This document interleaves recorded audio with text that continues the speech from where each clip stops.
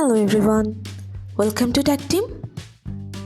Today in this video, I'm gonna show you how to disable touch vibration in your Android phone. Before starting the video, please subscribe to Tactim. So, let's get started. For this, you have to open your settings. Now scroll down.